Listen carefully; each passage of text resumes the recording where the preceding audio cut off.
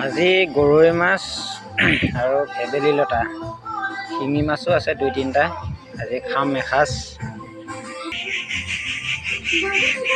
ইয়াত চব কোমলীয়া ইয়াত ধুনীয়া হৈ আছে। আৰু মই আপোনালোকক আৰু এটা ভাল বুদ্ধি এটা দি আছোঁ। এইজোপা দেখিছে, এইজোপা পুৰৈ শাক। সৰু ল'ৰা ছোৱালী বা ডাঙৰ মানুহ হ'লেও পুৰৈ শাকে আৰু কণী,